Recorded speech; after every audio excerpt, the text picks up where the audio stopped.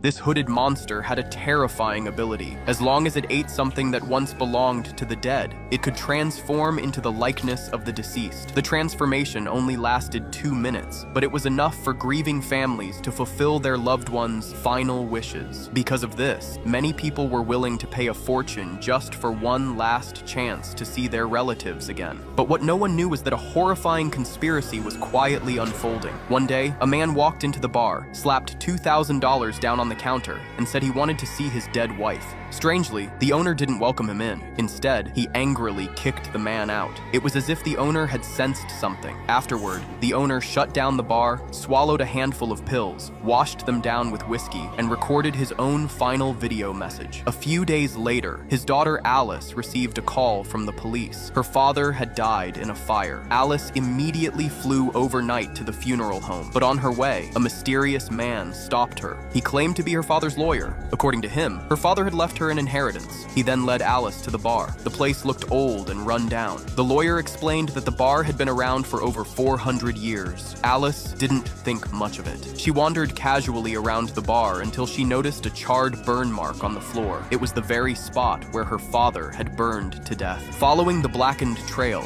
she saw a shabby wooden door tightly shut. Cold drafts of air seeped from inside. She had no idea what horrors lay beyond it. That night, the same man returned, the one who had been thrown out before. Alice was so startled she nearly smashed a bottle over his head. The man quickly assured her he wasn't dangerous. He introduced himself as Neil and explained that he had come here before, only wanting to see his dead wife one last time. He once again placed $2,000 on the counter. When Alice hesitated, he dumped all the money he had on the table, begging her to take him to his wife. Tempted by the sight of so much cash, Alice finally agreed. The next night at midnight, Neil returned to the bar. Alice took the key and unlocked the old wooden door leading to the basement. The hallway was pitch black, nothing visible. Inside the basement, there was no one, just 2 chairs in the center, eerily placed, and a strange statue of a figure holding its own head. At the very back, a huge hole had been smashed into the wall. Neil called into the hole, but nothing came out. Alice and her friend started laughing, thinking it was all some kind of joke. Believing he might have summoned wrong,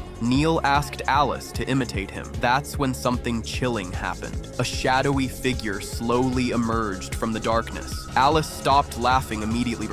Then, a withered hand crawled out of the hole, its head covered in a gray sack. The sack-headed creature crawled out of the hole and charged straight toward Alice. Neil, however, didn't seem afraid. Instead, he begged the creature to help him, but the monster ignored Neil completely and walked right toward Alice. Her friend grabbed a wooden stick, yelling for the monster to stay away. Then, something shocking happened. The creature actually obeyed Alice's command. It stopped in its tracks, as if recognizing her as its master. Realizing this, Alice ordered it to back away, and to her surprise, the monster obediently stepped back. Neil suddenly understood. After the old man's death, Alice had inherited the bar, and with it, control over the creature.